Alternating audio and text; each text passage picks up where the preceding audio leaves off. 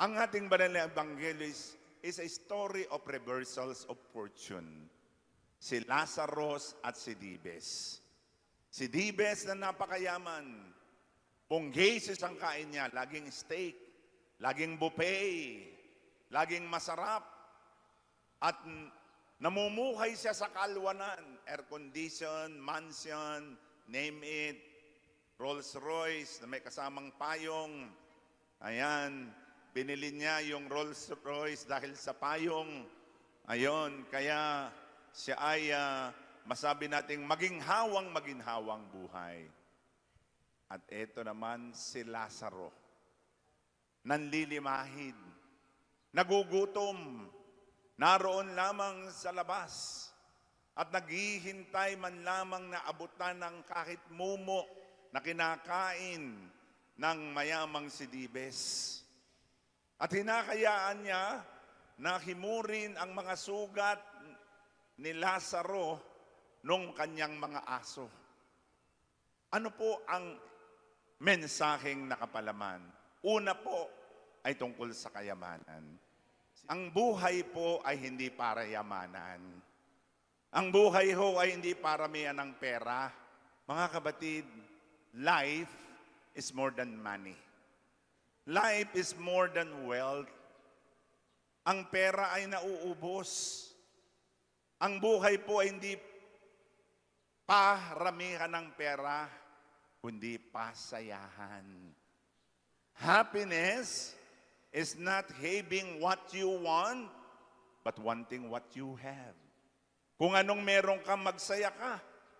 May mga tao, 100 piso lang ang lamang ng bulsa, pero masaya. Pero may mga taong 5 milyon ng pera, hindi masaya. Gusto pang makakamkam. 5 pang mansyon, 5 pang Rolls Royce, 5 pang investment. At hindi maliwanag ng tunay na kayamanan ay yung makapunta tayo sa kaharian ng langit. We may be busy going up to heaven, but we are not doing good here on earth. Ang puhunan natin para makapunta tayo sa langit ay ang paglilingkod natin dito sa lupa. The very service that we are doing here is our passport, brother. Our visa in the kingdom of heaven. Our service to the poor, to the lost, to the last, and to the least is what we can have as our passport to go to heaven. Kaya tayo po na marami nang natulungan, meron na kayong visa. You may go to heaven right now. Mga kapatid, ano ang unang mensahe? Wealth is not an end in itself. Wealth is a means to attain eternal life. Yung meron po tayong material na bagay, ay hindi natin dapat gamitin para sa sarili. Yan ang istorya ni kontraktor. Yan ang istorya ng ibang senador. Yan ang istorya ng ibang congressman. Yan ang istorya ng mga taong naglunoy sa kapangyarihan at sa kayamanan at ang akala ang tunay na kaligayahan ay nasa maraming pera, na nasa maraming mansyon, na nasa maraming sasakyan, na nasa maraming mga investment. Hindi nila alam ang tunay na kayamanan ay narito sa ating mga puso. Kung meron tayong pagmamahal, paglilingkod sa ating kapwa, at pagdating sa kabilang buhay, ang tanong sa iyo ng Panginoon na hindi, brother, sister, gaano nakarami ang iyong kotse? Meron ka bang Rolls Royce na may payong? Ang tanong ng Panginoon, how much love did you give? Ang tanong ng Panginoon, gaano karami kang natulungan? Meron ka bang nadalang kaluluwa sa harapan ng Diyos? Ikaw ba ay nakapagpaligaya ng kapwa mo? Did you feed the hungry? Did you give shelter to the poor? Did you give advice to the ignorant? Did you help your brothers and sisters who are in need? Those are the questions of the Lord. At isa pang tanong niya, sinong kasama mo? Asan yung mga natulungan mo? Mga kapatid, wealth is not an end, but a means to attain better end, which is eternal life. So mga kapatid, the sin of Dives is a sin of omission. Wala siyang ginawang masama, pero wala rin siyang ginawang mabuti. Kaya naman nagkagayon si Lazarus. For an evil to triumph, good people must do nothing. Pag walang ginawa ang mga taong mabubuti, the evil will triumph.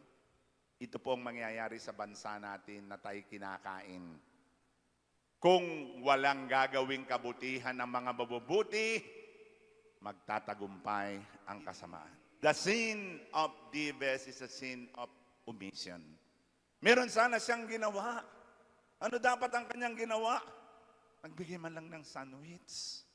Pinatuloy man lang ng bahay. Pinainom ng tubig. Binigyan ng encouragement. Dinamitan. Kinumusta. Lazaro, how's life going on? O kumusta ka na? Ito po, nagugutom, malapit ng mamatay. O kumain ka muna. Marami po sa atin ay wala ngang ginawang masama. Pero wala tayong ginawang mabuti. It's high time during this Lenten season na gumawa tayo ng kabutihan. At ito po ang nararapat sa panahong ito. That we are now in the third week of Lenten season. This is the time for reconnection. Reconnection with God through prayers and abstinence. Reconnection with ourselves. Ito pala. Reconnection with ourselves is fasting and abstinence. Reconnection with God is through prayer and sacrifice. Reconnection with others is through almsgiving. Kaya ito pong ebanghelyo nating sa araw na ito naghahamon sa ating lahat na tayo po, kung anong meron po natin, meron tayo, gamitin natin para tayo makapasok sa kaharian ng langit. Kaya nga, ang mensahe ni Lazarus at ni Dives, kabaligtaran. Nagpakasaya sa lupa, naghirap sa langit. Si Lazaro naghirap sa lupa, nag-enjoy sa kaharian ng langit. Kaya naman, sana po, gamitin natin ang lahat para tayo'y makarating sa kaharian ng langit. Ito po isang malaking paglalakbay, katulad ng mga Israelita, mula sa disyerto'y naglakbay sila sa lupang pangako.